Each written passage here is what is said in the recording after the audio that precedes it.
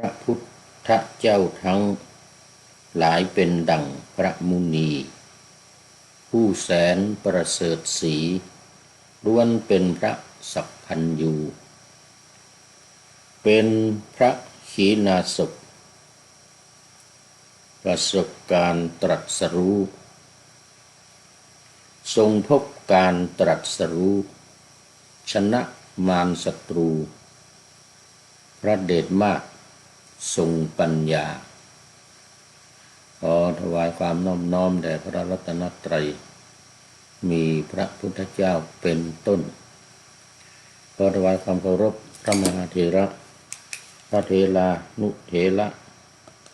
เจ้าคณะพระสังฆาธิการทั่วโลกมีพระเดชพระคุณพระธรรมเสนาบดีเจ้าคณะภาค7วัดพระธาตุดอยสุเทพเป็นต้นและขออำนวยพรแด่ท่านผู้ฟังท่านผู้ชมสาธุชน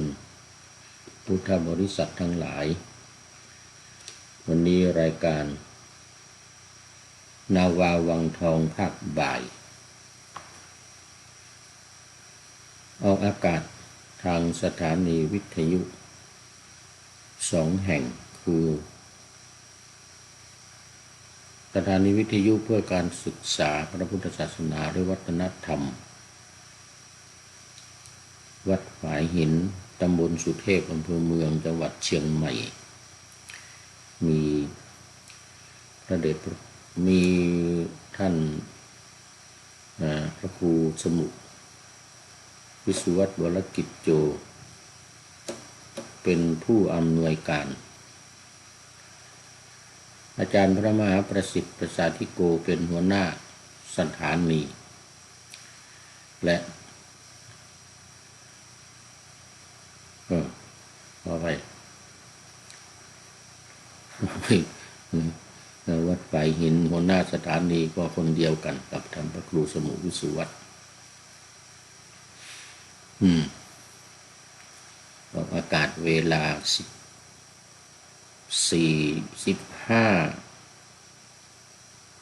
เดี๋ยวก่อนเวลา17 ถึง 18 นาฬิกาวันพุธ14 ถึง 15 นาฬิกาวันศุกร์และวันเสาร์และ15 ถึง 16 นาฬิกาวันอาทิตย์2 สถานีวิทยุพระพุทธศาสนาแห่งชาติและจริยธรรมวัดพระธาตุดอยสุเทพมีพ่อครูวันลบนามวงพรหมเป็นผู้อำนวยการอาจารย์พระมหาประสิทธิ์ประสาธิโกเป็นหัวหน้าสถานีและอาตมาภาพพระครูปริยัติยานุศาสตร์เป็นผู้บรรยายออกอากาศเวลา7:30 นาทีถึง8 นาฬิกาวันศุกร์เสาร์และอาทิตย์และเวลา13 ถึง 14 นาฬิกาวันศุกร์และวันเสาร์2 วันภาคบ่ายน่าจะเหมือนกับวันนี้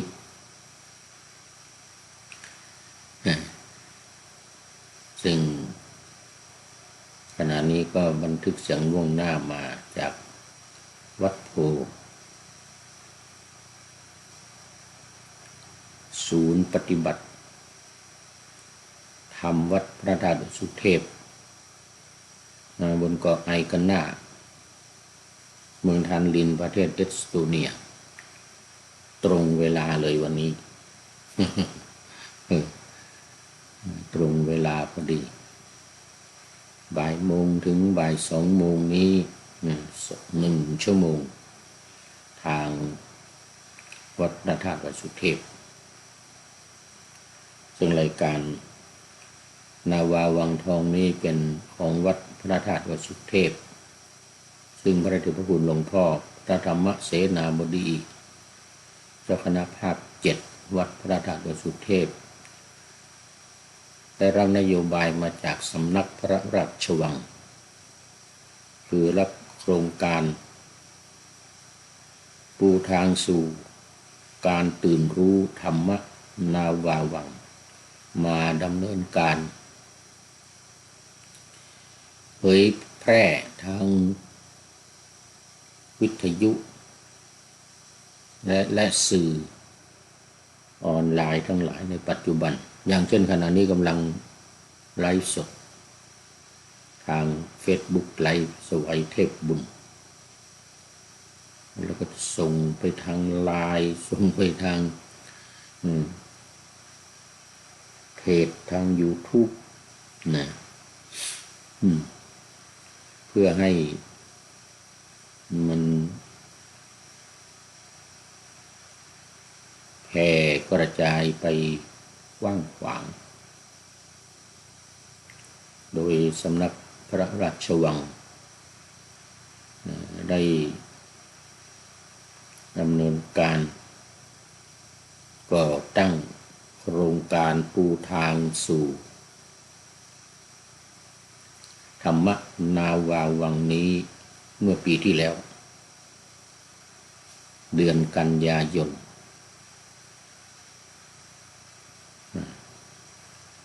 เดี๋ยวเดือนหน้านี้กันยายนนี้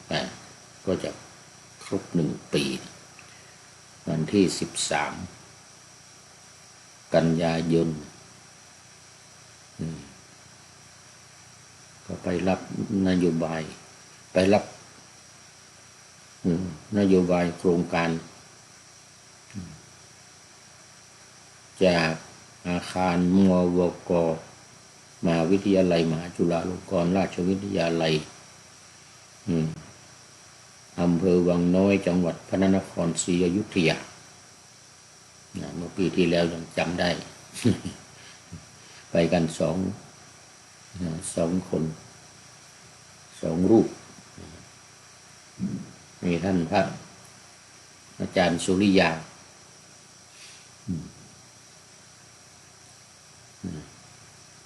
สุริยาก็เป็นวัดธรรมทูตของประจำวัดพระธาตุดอยสุเทพ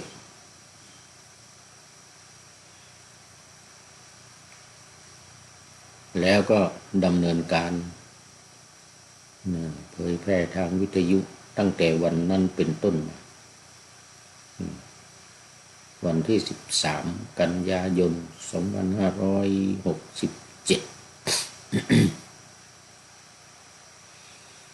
เอาอากาศครั้งแรกนู่นตึก92อาคาร92 ปีของเดชพระคุณหลวงพ่อปัญญานันทะหลวงพ่อปัญญานันทะซึ่งเป็นนักพูดนักเทศน์นักบรรยายอันดับ1ของประเทศไทยเลยหลวงพ่อปัญญานันทะพูดไม่หยุด17 ชั่วโมงเนี่ยพูดติดต่อกันหลวงพ่อปัญญานันทะนี่พูด17 ชั่วโมงพูดไม่หยุดเลยแล้วก็มีเนื้อหาสาระนั่น17 ชั่วโมงนี่นะหลวงพ่อปัญญานันทะพอดีไปพักอาคาร92 ปีของหลวงพ่อปัญญานันทะพอดี92หรือ72นี่นะที่มจร.วังน้อยแล้วก็เริ่มออกอากาศทางวิทยุมาจนถึงวันนี้ไม่เคยหยุดเลยเหมือนกันมากกว่าหลวงพ่อปัญญานันทะหลวงพ่อปัญญานาทีเดียวเลย17 ชั่วโมงแต่นี่หลายชั่วโมงแล้วเป็น100 ชั่วโมงแล้วมั้งเนี่ยนับวันแล้วก็เกิน100อยู่365 วันเนี่ยจะครบ365 วัน365 วันก็365 ครั้งแต่ว่ามันวันละ2 ครั้งก็มีนะอย่างวันนี้เนี่ยตอนเช้าออกไปแล้วครั้งหนึ่งวันศุกร์วันเสาร์นี่ศุกร์เสาร์อาทิตย์นี่จะมีตอนเช้า7:30 นาทีถึง8 นาฬิกาที่วัดพระธาตุดอยสุเทพ 3 วันศุกร์เสาร์อาทิตย์ภาคบ่ายนี้มีแค่2 วันคือวันศุกร์กับวันเสาร์ที่วัดพระธาตุดอยสุเทพส่วนที่วัดฝายหินนั้นมีทั้ง3 วันศุกร์เสาร์อาทิตย์ภาคบ่ายหมด4 วันวันพุธศุกร์เสาร์อาทิตย์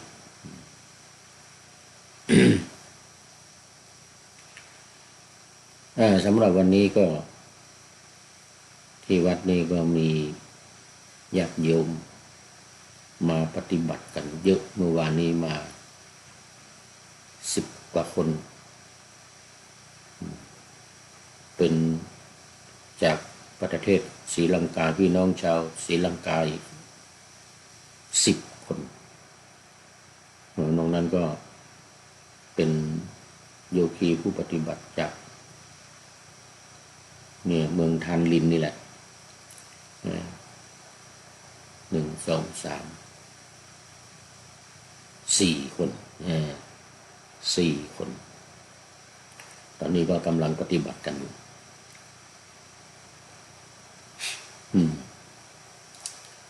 ก็เป็นสำนักปฏิบัติธรรมของวัดพระธาตุดอยสุเทพสาขาประเทศเอสโตเนียตั้งอยู่บนเกาะไฮกาน่าเมืองทานลินเป็นเมืองหลวงของประเทศเอสโตเนียแห่งนี้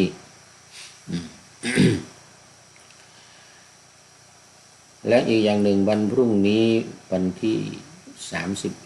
31ก็จะมีพิธีหล่อเทียนพรรษาซึ่งก็จะมีญาติโยม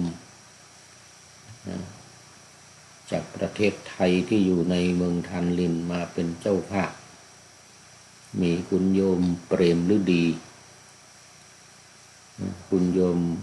อินเดรกสามีของคุณโยมเปรมฤดีเป็นเจ้าภาพหลัก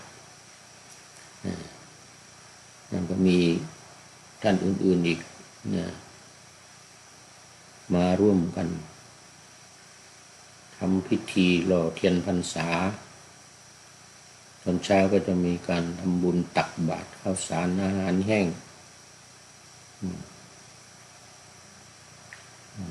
ตอนบ่ายนี้นอกจากว่าหล่อเทียนถวายเทียนเรียบร้อยแล้วนี่ก็ยังมีการทอดผ้าป่าสามัคคีอีก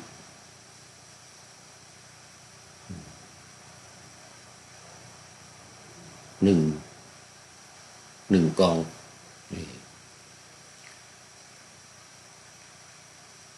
คือพิธีทอดผ้าป่าหรือทำบุญที่นี่จะไม่เหมือนในเมืองไทยเมื่อวานนี้เคยเล่าไปทีหนึ่งจะไม่มีต้นผ้าป่านะต้นเงินต้นทองอะไรต้นผ้าป่าไม่มี จึงไม่เรียกว่าผ้าป่า1 ต้น เรียกผ้าป่า1 กองเพราะการถวายปัจจัยถวายเงินในยอดของผ้าป่าเนี่ยจะไม่ได้เอามาห้อยมาตั้งเหมือนที่ในเมืองไทยเราเอาแห่รอบวัดก็ไม่มี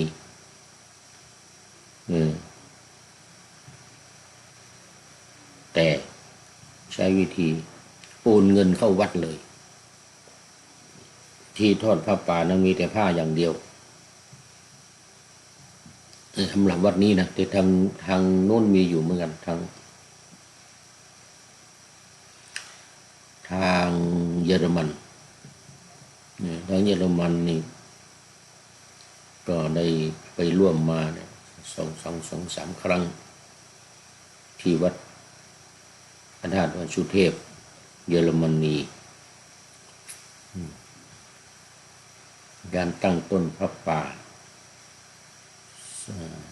ห้อยปัจจัยเหมือนกันแล้วก็แห่รอบเจดีย์มันนี่ก็แห่เข้ามาในสมัยอยู่ที่ไอร์แลนด์ก็เหมือนกันการออกไปตั้งขบวนแห่หน้าวัดแห่เข้ามาในวัดแต่ที่ ที่ไอร์แลนด์นั้นก็ไม่มีการเอาต้นภาคป่าต้นเงินต้นทองเนี่ยออกไปแห่เหมือนกันนะไม่ให้คนเห็นเหมือนกันนะตั้งอยู่ในวัดเวลาแห่มีแต่ผ้าเอาผ้าไปแห่เอาบริวารของผ้าป่ากัฐินเนี่ยไปแห่อยู่ข้างนอกมีผ้าไตรมีผ้าบางสุกุลแล้วก็เครื่องบริวารต่างๆไปแห่กันเข้ามาพอเป็นพิธีพอปีที่แล้วไปทอดกฐิน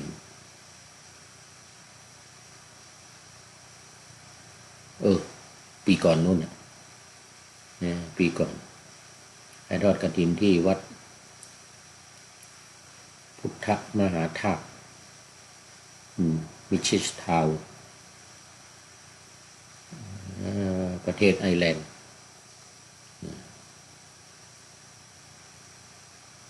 เนี่ยนั่นมีแห่แต่ว่าไม่เอาต้นเงินออกไปแห่ให้คนเห็นแต่ที่นี่ไม่มีการตั้งต้นเงินเลยเพราะพระที่วัดนี้ไม่จับเงิน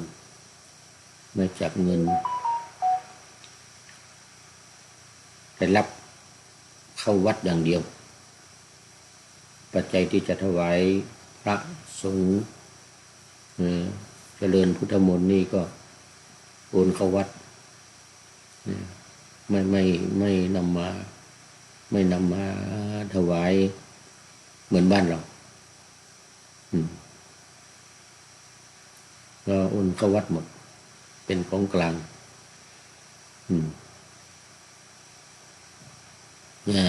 อันนี้ก็เป็นประเพณีที่ทำกัน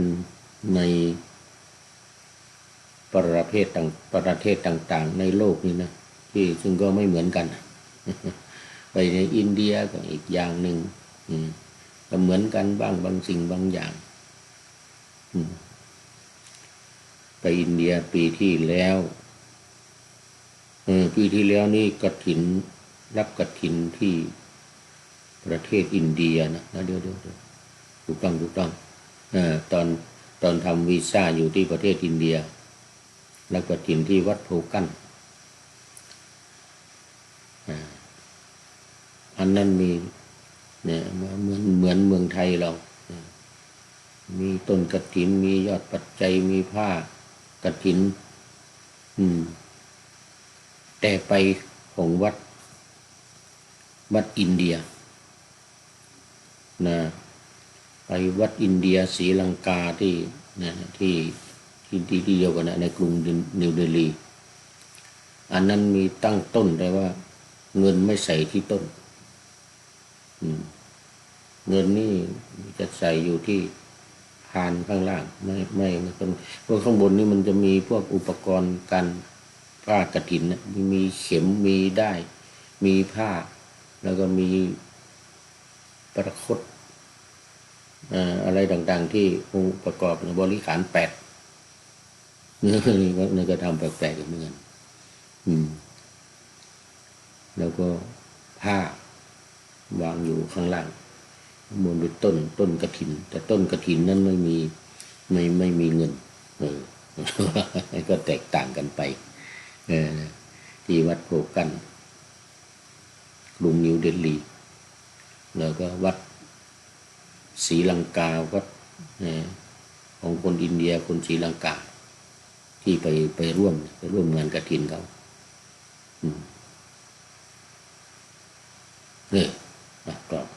ก็ว่ากันไปตามประเพณีของแต่ละวัดแต่ละประเทศไปซึ่งจะแน่นอนว่ามันจะไม่เหมือนกัน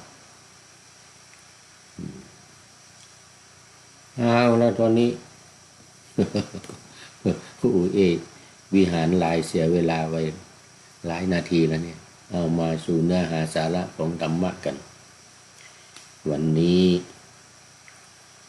ยังอยู่ในหัวข้อเดิมพระปริตรคุ้มครอง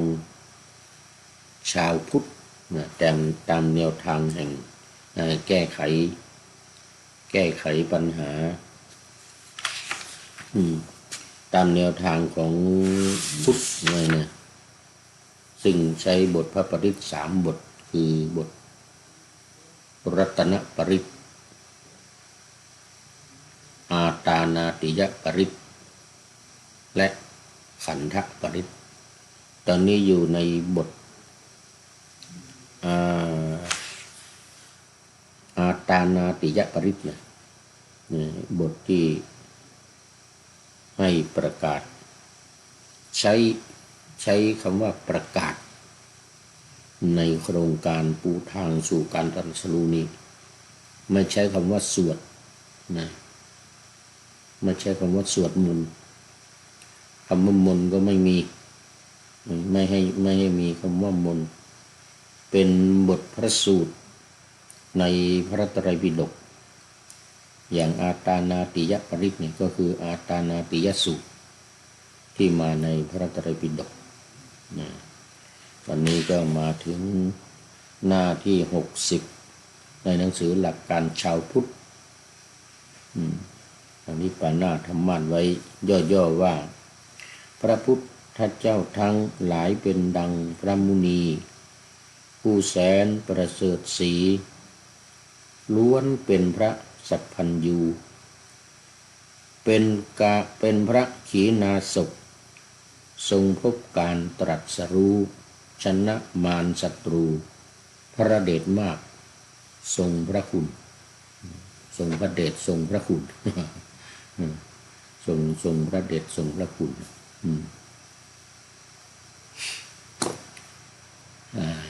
ขึ้นต้น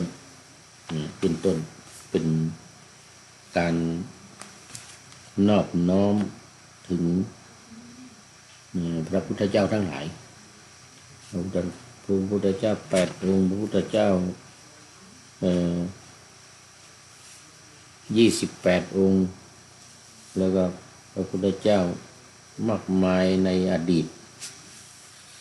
บอกว่าพระพุทธเจ้าทั้งหลายเหมือนกันพวงผู้แสนผู้แสวงหาคุณอันใหญ่ซึ่งได้อุบัติแล้วเสร็จแล้วก็มาพระพุทธเจ้าต่างๆวันนี้มาถึงพระพุทธเจ้าทั้งหลายเหล่านั้นล้วนเป็นพระมุนีเป็นผู้ประเสริฐพระพุทธเจ้าเหล่านั้นล้วนเป็นพระสัพพัญญูล้วนเป็นพระขีณาสพผู้ชนะ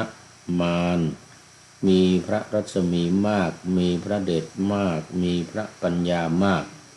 มีพระกำลังมากมีพระกรุณามากมีเป็นนักปราชญ์นำสุขมาเพื่อสัตว์ทั้งหลายทั้งปวงเป็นเกาะเป็นที่พึ่งเป็นที่อาศัยเป็นที่ต้านทานและเป็นที่เร้นของสัตว์เป็นคติเป็นเผ่าพันธุ์เป็นที่ยินดีมากเป็นที่ระลึกและทรงแสวงหาผลประโยชน์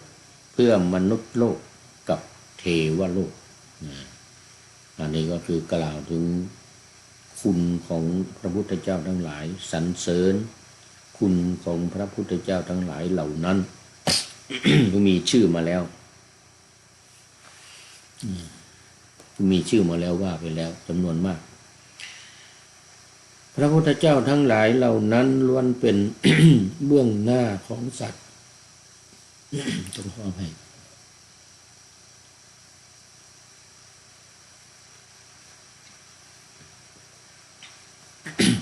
เสียง เสียงไม่ค่อยออกสะเลดมาก เนี่ยพระพุทธเจ้าทั้งหลายเหล่านั้นล้วนเป็นเบื้องหน้าของสัตว์ข้าพเจ้าขอวันทาพระบาทของพระพุทธเจ้าเหล่านั้นด้วยเสียงกล่าววงเล็บด้วยกายและขอวันทาพระพุทธเจ้าทั้งหลายเหล่านั้นผู้เป็นบุรุษอันสูงสุดผู้เป็นพระตถาคตด้วยวาจาและใจทีเดียวในที่นอนด้วยในที่นั่งด้วยในที่ ในที่ยืนด้วยแม้ในที่เดินด้วยด้วยคุณธรรมแห่งพระพุทธเจ้าผู้กระทำความระงับจงรักษาข้าพเจ้าด้วยความสุขในการทุกเมื่ออันนี้เป็นบทที่ต้องประกาศข้าพเจ้าผู้อันคุณธรรมแห่งพระพุทธเจ้าเหล่านั้นรักษาแล้วจงเป็นผู้ระงับพ้นแล้วจากภัยทั้งปวงและพ้นแล้วจากโรคทั้งปวงเว้นแล้วจากความเดือดร้อนทั้งปวงล่วงเสียซึ่งเวรทั้งปวงจงเป็นผู้ดับทุกข์ทั้งปวงด้วย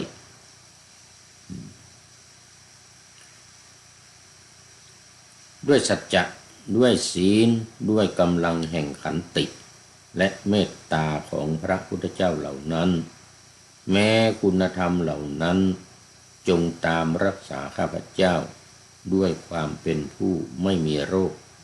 ด้วยความสุขคนทันทั้งหลายผู้มีฤทธิ์มากมีอยู่ในด้านทิศบูรพาแม้คนทันเหล่านั้นจงตามรักษาข้าพเจ้าด้วยความเป็นผู้ไม่มีโรคด้วยความสุข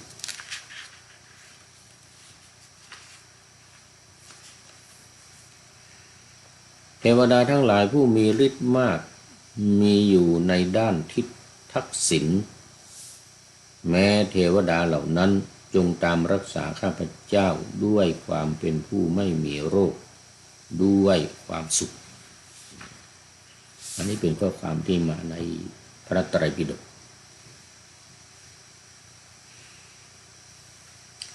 นาคทั้งหลายผู้มีฤทธิ์มากมีอยู่ในด้านทิศปัจฉิมแม้นาคเหล่านั้นจงตามรักษาข้าพเจ้าด้วยความเป็นผู้ไม่มีโรคด้วยความสุขยักษ์ทั้งหลายผู้มีฤทธิ์มากมีอยู่ในด้านทิศอุดรแม้ยักษ์เหล่านั้นจงตามรักษาข้าพเจ้าด้วยความเป็นผู้ไม่มีโรคด้วยความสุขท้าวทัตตลัทธิ์ประจำอยู่ทิศบูรพาตะวันออกท้าววิรุณหกประจำอยู่ทิศทักษิณทิศใต้ท้าววิรูปักษ์ประจำอยู่ทิศปัจฉิมตะวันตกท้าวกุเวนหรือเวสสุวรรณประจำอยู่ทิศอุดรทิศเหนือมหาราชทั้งสี่เหล่านั้นเป็นผู้มียศรักษาโลกแม้มหาราชเหล่านั้นจงตามรักษาข้าพเจ้าด้วยความเป็นผู้ไม่มีโรคด้วยความสุขเทวดาและนาคทั้งหลายผู้มีฤทธิ์มากซึ่งสถิตอยู่ในอากาศก็ดีสถิตอยู่ที่ภาคพื้นดินก็ดีแม้เทวดาและนาคเหล่านั้นจงตามรักษาข้าพเจ้าด้วยความเป็นผู้ไม่มีโรคด้วยความสุขนี่อันนี้อาตานาติยปริตนี่ก็จบบทที่มาในพระสูตรพุทธนาตาอานาติยปริตเนี่ยเริ่มพระสูตรที่เราสวดกันตั้งแต่วิปัสสีนะวิปัสสิสันนมัตถุเป็นต้นมาจนจบนี่แหละใจความนี้ก็อยู่ในพระสูตร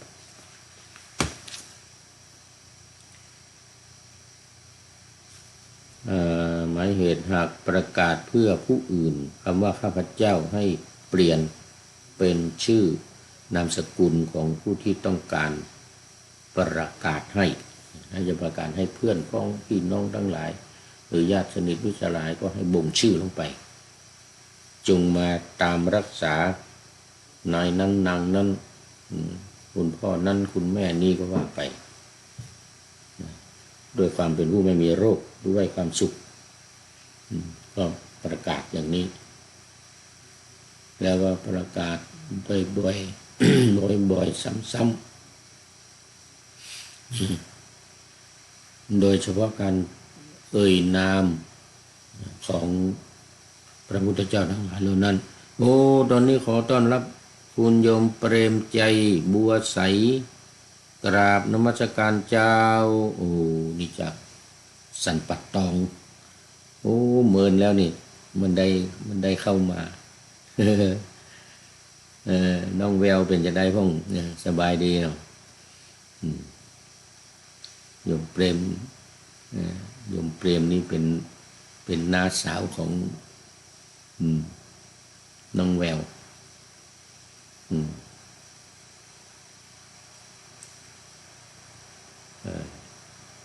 อยู่ที่หางดงโมทนานี่นานแล้วนี่ไม่ได้เข้ามา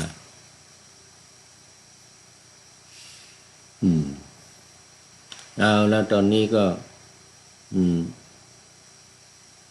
บทต่อไปเป็นบทขันธปริตนะบทขันธปริต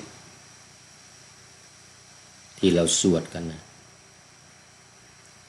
วิรูปเคหิเมเมตตังเอลาปเทหิเมชัพพยาบุเตหิเมเมตตังกันหาโกตมะเคหิจะปัทเคหิเมเมตตังเอลาปเทหิเมเมตตังนั่นน่ะวิรูปเคคือบทขันธปริตนี่เป็นบทที่ป้องกันงูที่ความเป็นมาที่เราได้ทราบกันไปแล้วว่าบทขันธปริตนี่มีความเป็นมาคือป้องกันงูสี่ประเภทเนี่ยงูทั้งสี่ประเภทเดี๋ยวแล้วมีไหนอันนี้เป็นบทที่เราประกาศมันจะมีที่มาของขันธปริตว่าสำหรับอันตรายจากสัตว์หรืออันตรายแห่งงูร้ายในอาณาเขตในที่ทั้งปวงพระปริตที่เป็นเครื่องห้ามเครื่องป้องกันอันตรายอันวิเศษพระปริตอันนั้นคือขันธปริตขันธปริตเนี่ยที่ตามประวัติมีภิกษุถูกงูฉกตายไปมรณภาพถูกงูฉกมรณภาพไป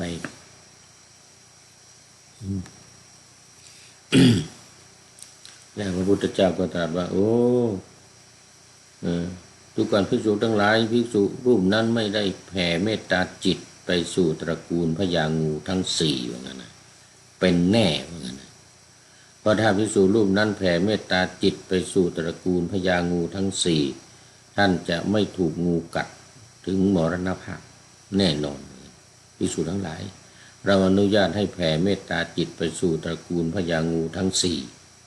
เพื่อคุ้มครองตนเพื่อรักษาตนเพื่อป้องกันตน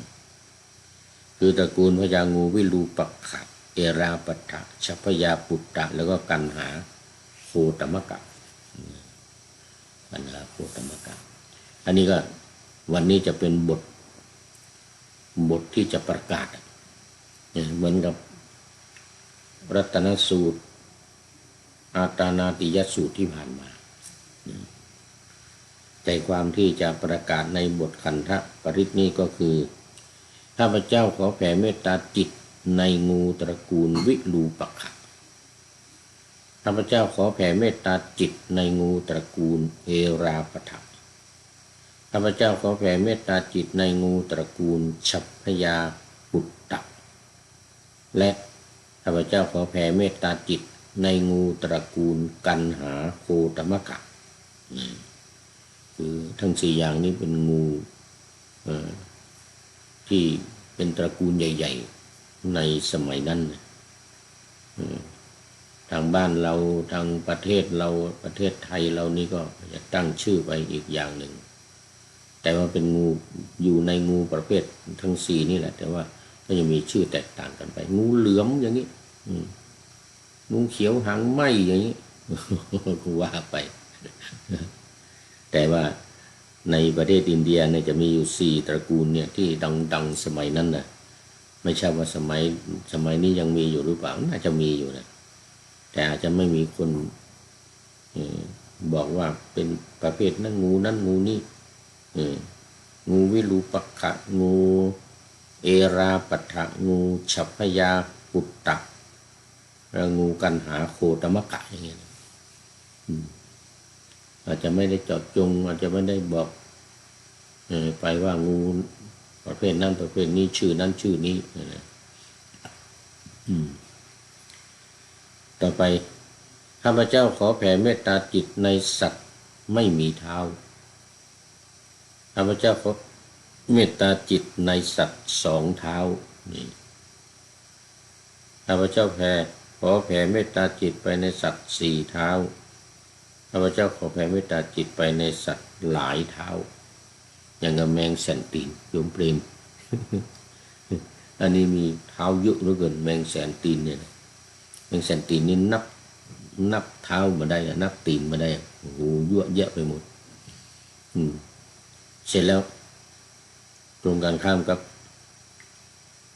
สัตว์ไม่มีเท้าอย่างงูเนี่ยงูไม่มีเท้าจะแล่นเรียวเหลือเกินตามที่กล่าวกันมาก็ว่ามันใช้กระดูกที่ในตัวของมันเนี่ยกระดูกเป็นโครงเนี่ยติดกับกระดูกใหญ่สันหลังใช่ไหมแล้วก็จะมีโครงกระดูกลอดลงไปข้างล่างถึงใต้ท้องเนี่ยแล้วก็ขยับในท้องเนี่ยในลำตัวของมันเนี่ยเหมือนกับรถตะขาบอะรถทหารเนี่ยรถที่ไม่มีล้อนะแต่ว่าใช้วงเวียนใช้เหล็กอ่ะใช้เหล็กต่อกันเขาเรียกว่ารถตีนตะขาบ รถตีนตะขาบอันนี้แมงแสนตีนนี่นับเหมือนกับรถตะขาบเลยเนี่ยอันนี้ไม่มีเท้าแล้วก็ที่ตรงกันข้ามก็มีเท้าหลายอันที่ไม่มีเท้าเลยก็คืองู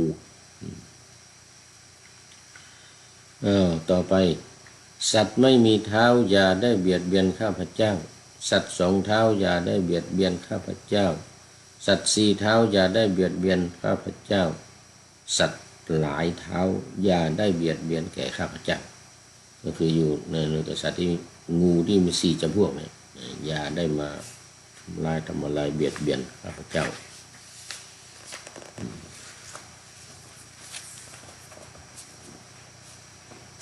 ขอสัตว์ทั้งปวงที่มีลมหายใจที่เกิดมาแล้วทั้งหมดทั้งสิ้นจงประสบความเจริญทุกตัวตนขอความสุขขอความทุกข์อย่าได้เข้าถึงใครๆเลยเอานี้อย่าเข้าถึงใครๆเลยพระพุทธเจ้าทรงพระคุณหาประโยชน์ไม่ได้พระธรรม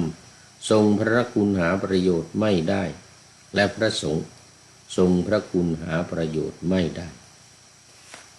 ส่วนสัตว์เลื้อยคลานคืองูแมลงป่องตะขาบแมงมุมตุ๊กแกและหนูเป็นต้นที่ประมาณไม่ได้ข้าพเจ้าได้กระทำเครื่องรักษาตนแล้วได้กระทำเครื่องคุ้มครองแล้วสัตว์ทั้งหลายจงหลบหลีกไปอย่างนั้นเลย จงหลบหลีกไปข้าพเจ้าขอนอบน้อมพระผู้มีพระภาคเจ้าข้าพเจ้าขอนอบน้อมพระสัมมาสัมพุทธเจ้าทั้ง7 พระองค์7 พระองค์นี้ก็คือในภัททกัปนี้นะที่ผ่านไปแล้วทั้งหมดมันมี8ที่จะมาข้างหน้าคือพระศรีอริยเมตไตรที่ผ่านมาแล้ว7นี่ก็มีนับถอยหลังไปตั้งแต่พระพุทธเจ้าของเราเนี่ยที่มาแล้วอุบัติขึ้นแล้วในโลกคือพระโคตมะพระโคตมะพระพุทธเจ้าเหล่านี้ชื่อว่าโคตมะชื่อจริงอันนี้เป็นชื่อของโคตนะโคตมาเป็นชื่อจริงคือสิทธัตถะ ชื่อจริงคือสิทธัตถะแต่7พระองค์ที่ผ่านมานี่องค์ที่7คือสิทธัตถะองค์ที่6คือกัสสปะพระพุทธเจ้าพระนามว่ากัสสปะองค์ที่5ก็คือพระนามว่าโกนาคมนะองค์ที่4ก็ชื่อว่าเดี๋ยวก่อนที่4สิโกนาคมนะเดี๋ยวต้องไล่จากทางหัวไปแล้วนี่มันไล่ถอยหลังใช่ไหมนี่ไม่จำเลยเนี่ยไล่ถอยหลังนี่นะต้องไล่จากทางหัวไปก็คือ1วิปัสสี2พัสสีขี3เวชสภู4กกุสันทะ5โกนาคมนะถูกละ5โกนาคมนะก็6กัสสปะแล้วก็7โคตมะของเรานี่ในพระสัมมาสัมพุทธเจ้า7พระองค์อันนี้ก็เป็นการน้อมถึงพระเดชพระคุณที่จะมาเป็นมาให้เขาเรียกว่าอาหารให้อาหาร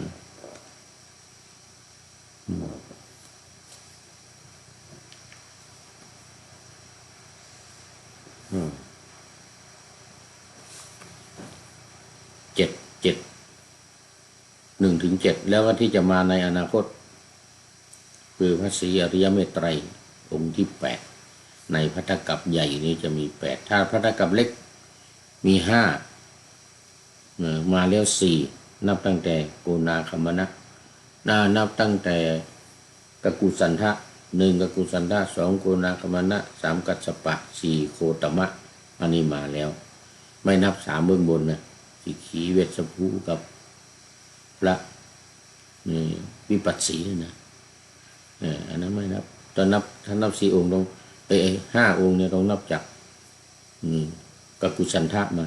2โกนาคมนะ3กัสสปะ4โคตมะปัจจุบันนี้และ5ศรีอริยเมตไตรที่ก็จะมาอย่างแน่นอน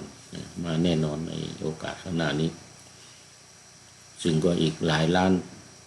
น่าจะอีกหลายล้านปีเพราะอะไรเพราะว่าคนทั้งหลายรวมทั้งพระพุทธเจ้าศรีอริยเมตไตรด้วยเนี่ยแต่ตอนนี้ที่อยู่บนสวรรค์ชั้นดุสิตนู่นแต่ว่าคนทั้งหลายเนี่ยที่จะขยับลงไปก่อนตอนนี้อายุไข100ใช่ไหม100หรือ80ต่ำสุดเนี่ยก็จะลงไปนะ79 78 77 76 75นี่นะลงไปเรื่อยๆจนถึง10 ขวบคืออายุไขเลย10 ขวบก็จะตายกันแล้ว5 ขวบนี้ก็แต่งงานกันแล้วมีลูกออกหลานแล้วตัวสูงเท่ากับต้นมะเขือนี่ อายุ10 ขวบมันจะโตกว่าไก่หน่อยมั้งเนี่ยโตกว่าไก่หน่อย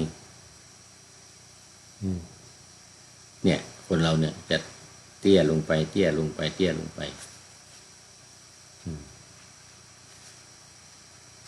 เท่ากับสูงกว่าไก่นิดหน่อย10 ขวบ5 ขวบก็จะแต่งงานกันแล้วมีลูกมีหลานแล้วอันนี้คือไปถึงยุคมิขสัญญีนะไปถึงยุคมิขสัญญีที่ว่าจะฆ่ากันเลยนะฆ่ากันเป็นผักเป็นปลาเลยไม่มีศีลไม่มีธรรมไม่มีอะไรทั้งสิ้นเรื่องคุณธรรมศีลธรรมจะไปพูดถึงไม่มี ไม่มีตอนนี้ขอต้อนรับบุญโยมธรรมชาติสัจธรรมสาธุอนุโมทามิว่างั้นนะโมทนาวันนี้ไม่มีพระครูจารย์นี่ จากนครศรีธรรมราชเป็นว่าฝนตกกันดีแล้วทางนครก็เหมือนกัน เมื่อวันก่อนเห็นว่ามีน้ำท่วมด้วยอันนี้ก็คุณโยมธรรมชาติสัจธรรมนี่ก็เป็น FC ตัวจริงอีกท่านหนึ่งนะนอกจาก FC ตัวจริงสุริยันคำปาแล้วนี่นะแถวนี้ยังไม่เห็นเข้ามานี่วันนี้ FC ตัวจริงยังไม่เห็นเข้ามามี FC ตัวจริงจากนครศรีธรรมราชมาแล้วโอ้โมทนาเป็นอย่างยิ่งเอานี้ใกล้จะหมดเวลานี่ถ้าจะเป็นท่านสุดท้ายแล้ว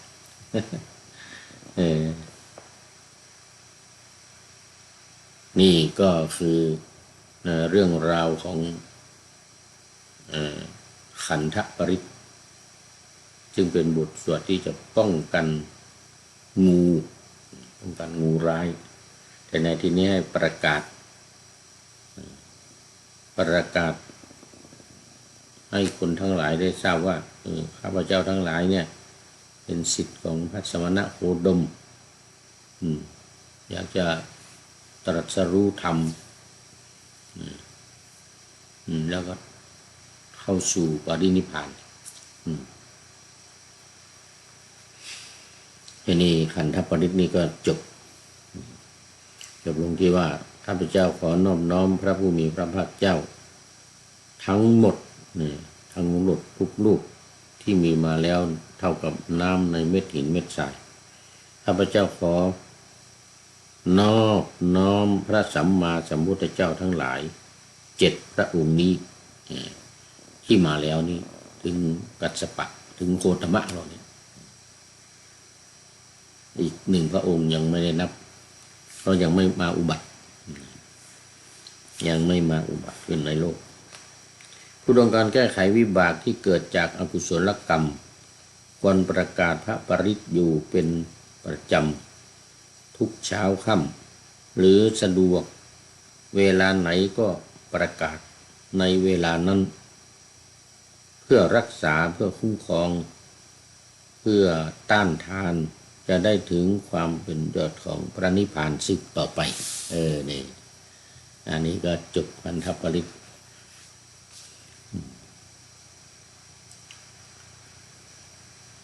ข้อความจาก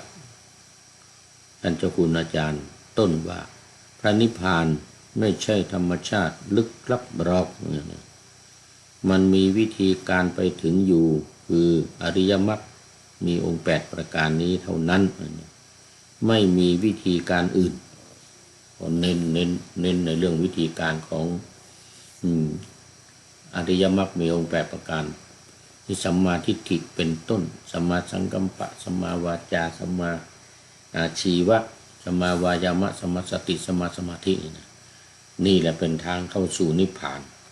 อันนั้นพระนิพพานไม่ได้อยู่ไกลเราอยู่ใกล้ๆแต่เราจะปฏิบัติได้หรือไม่เท่านั้นเองคือปฏิบัติตามหลักมรรคมีองค์8ประการให้แก่สัมมาทิฏฐิมีความเห็นชอบมีความเห็นที่ถูกต้องคือรู้อริยสัจธรรมได้แก่อริยสัจ4ทุกข์สมุทัยนิโรธมรรคนี่เป็นหลักการตายตัวถ้าถอยออกไปก็จะเป็นไตรเป็นไตรสิกขาถอยออกไปจะเป็นไตรสิกขาย่อจากมรรค8อีกทีหนึ่งไตรสิกขาก็คือศีลสมาธิปัญญาแต่ทีนี้เอาปัญญาขึ้นก่อนก็เป็นสัมมาทิฏฐิสัมมาสังกัปปะสัมมาทิฏฐิสัมมาสังกัปปะอันนี้เป็นส่วนของปัญญาทีนี้ก็3-4-5คือสัมมาวจีสัมมาวาจาสัมมากัมมันตะคือทำการงานสัมมาอาชีวะคือการเลี้ยงชีพ3อย่างนี้เป็นศีลส่วน3ข้อสุดท้าย6 7 8สัมมาสติสัมมาสมาธิ เดี๋ยว6 7 8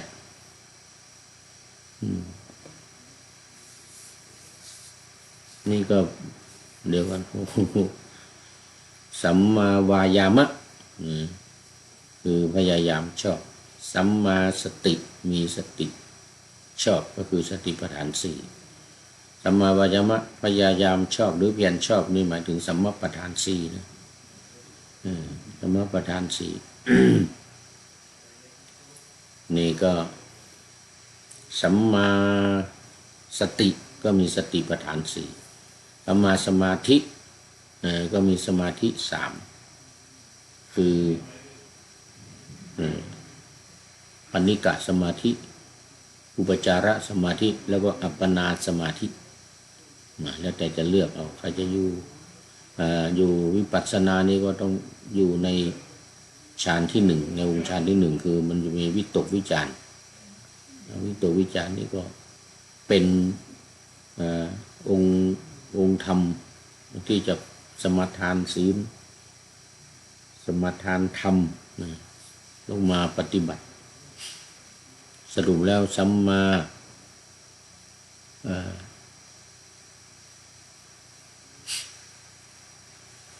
วายามะหรือพยายามนี่นะที่6ที่7สัมมาสตินี้ก็หมายถึงสติปัฏฐานสี่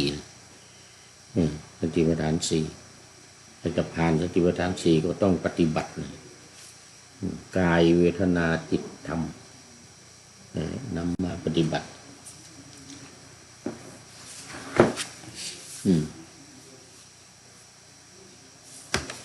ส่วนสัมมาสมาธิก็สมาธิ3อย่างคณิกะสมาธิอุปจารสมาธิแล้วก็อัปปนาสมาธินี่ก็เป็นหลักการสำคัญในรายการนาวาวังทอง ขอไปเสียงไม่ดีวันนี้ แป๊บหนึ่ง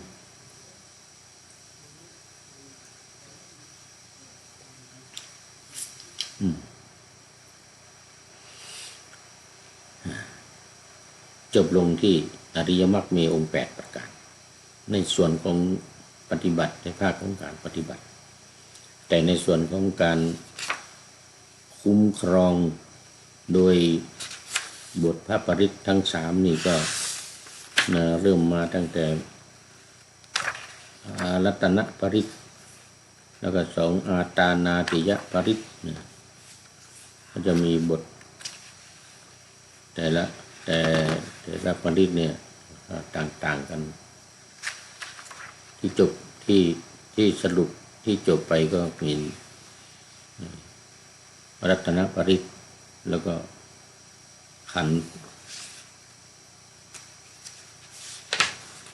อาตานาติยปริตรซึ่งบทรัตนปริตรนั้นก็เริ่ม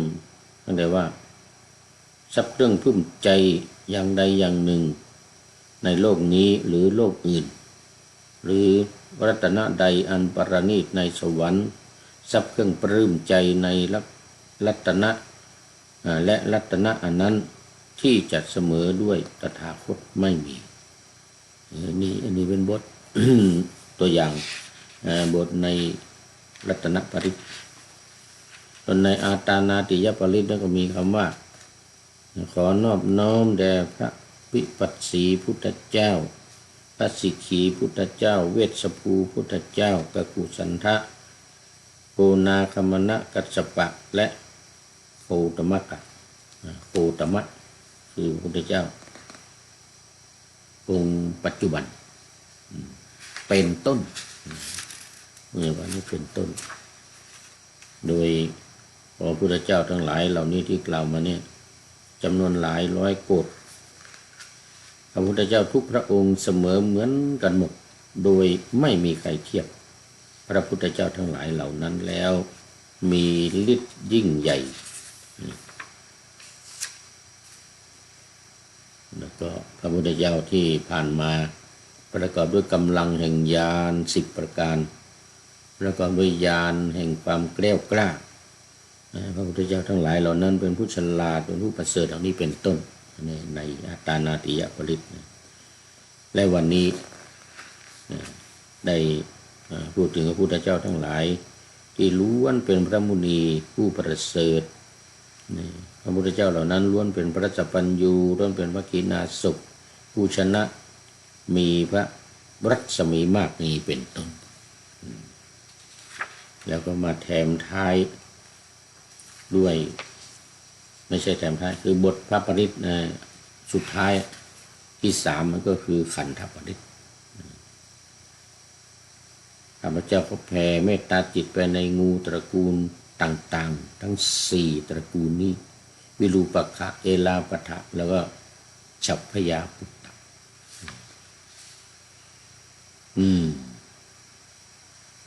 ป้องกันงูป้องกันภัยจากสัตว์ร้าย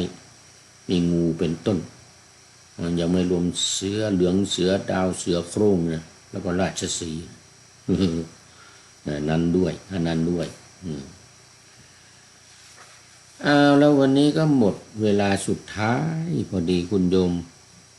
ธรรมชาติสัจธรรมเป็นท่านสุดท้ายเข้าสู่เส้นชัยของรายการในวันนี้ขอโมทนาขอบคุณเป็นอย่างยิ่งรวมทั้งที่ผ่านไปแล้วโยมเปรมใจบัวใสที่ได้คอมเมนต์เข้ามาในรายการก็ขออำนวยอวยพรให้ทุกท่านทั้งที่ฟังอยู่ทั้งที่ชมอยู่แต่ไม่ได้คอมเมนต์เข้ามาว่าขอนำนาวาวังทองไปก่อนแล้วจะย้อนมาใหม่ในวันหน้าคือวันพุธศุกร์เสาร์อาทิตย์ตามตารางเวลาที่วางอยู่ข้างในเป็นธรรมะจากพระราชวังเป็นนาวาโด่งดังสว่างไสวเป็นทองคำล้ำค่ากว่าสิ่งใดชุบชีวิตจิตใจให้ใสงามขอเชิญท่านทั้งหลายนำไปท่องตามคุณของพระรัตน3พุทโธเมนาโถธัมโมตามสังโฆเมนาโถยามภาวนาว่าบ่อยๆซ้ำๆจำในจิตจนมันติดในใจไม่หายหน้านอนนั่งยืนเดินจำทุกเวลาตั้งแต่ตื่นขึ้นมาถึงหลับไปพอทุกท่านได้ผลจากปฏิบัติได้กำจัดความทุกข์พบสุขใสพลันปลอดโปร่งโล่งสบายทั้งกายใจอยู่ที่ใดใจสงบพบนิพพ